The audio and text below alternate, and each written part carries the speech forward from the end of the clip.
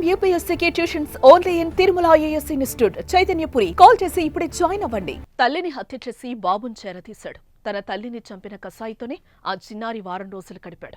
తనను ఆడిస్తున్న వ్యక్తే తనకు తల్లి ప్రేమను దూరం చేశాడని తెలియక ఆ చిన్నారి హంతకుడి భుజంపై ఊగిసలాడాడు. అతడు కొనిచ్చిన బొమ్మలతో ఆడుకుంటూ ఆనందపడ్డాడు. కరీంనగర్ జిల్లా గంగాధర మండలం కొండన్నపల్లి శివారులో గత నెల జరిగిన మమత హత్య కేసులో విస్తుపోయే నిజాలు బయటకొస్తున్నాయి.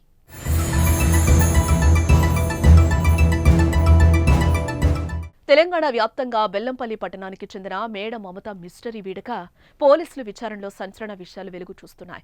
ప్రియుడి బంధువులే చంపారని తేలడం సంచలనమైతే తల్లిని చంపిన నేరగాడితోనే బాలుడు కలిసి ఉండటం మరో సంచలనం. గత నెల 27న మంచిర్యాల నుంచి కుమారుడితో కలిసి కారులో బయలుదేరిన మమత కరీంనగర్ జిల్లా గంగాధర మండలం కొండన్నపల్లి శివారులో విగత జీవిగా కనిపించింది. కానీ 4 ఏళ్ల కుమారుడి జాడ తెలియలేదు. ఆ రోజు పోలీసులు బాలుడు ఏమయ్యాడు, మమతను హత్య చేసిందెవరని దర్యాప్తు చేపట్టి చివరికి కేసును ఛేదించారు. ఆమె ప్రియుడు భాస్కర్ కుటుంబ సభ్యులే సుపారీ ఇచ్చి చంపేసినట్టుగా తేలింది.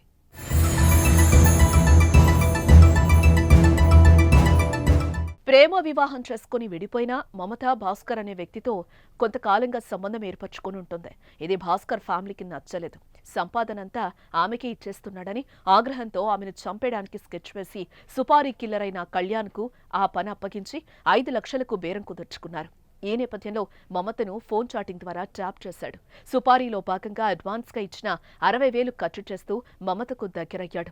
జనవరి 25న సెల్ఫ్ డ్రైవింగ్ కారు కిరాయి తీసుకుని మమతను ఆమె కుమారుణ్ణి మంచిర్యాలలో ఎక్కించుకున్నాడు. రాత్రి వరకు తిప్పుతూ మమతను కత్తితో పొడిచి నైలాన్ తాడుతో గొంతు బిగించి హత్య చేశాడు. నర్మదా ఆమె కుటుంబ సభ్యులకు మృతదేహం చూపించి 4 లక్షలు తీసుకుని అదే రోజు రాత్రి కారులో బయలుదేరాడు. మంచిర్యాల నుంచి లక్సెట్టిపేట, ధర్మపురి, జగిత్యాల మీదుగా గంగాధర మండలం కురిక్యాల వరకు వచ్చి రోడ్డు పక్కన మృతదేహాన్ని పడేసి బాబును తీసుకుని హైదరాబాద్ పారిపోయాడు.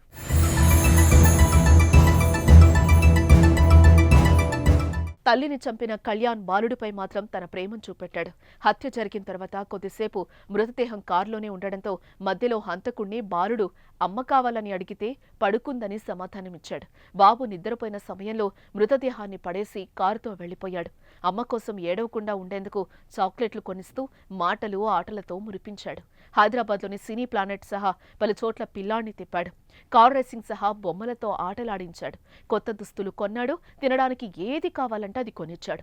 పాపం తన తల్లిని చంపిన హంతకుడని తెలియక ఆ చిన్నారి కళ్యాణ్తో సరదాగా గడిపాడు. అతడి భుజమెక్కి ఆటలాడాడు.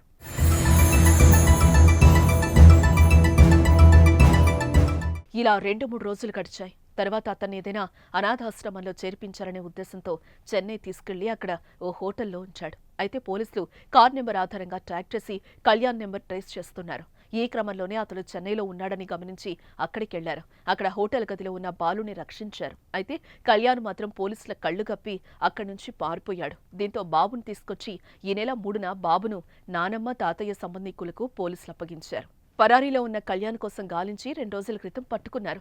అతడితో పాటు భాస్కర్ సోదరి, తండ్రితో పాటు వారికి సహకరించిన వారిని అదుపులోకి తీసుకున్నారు.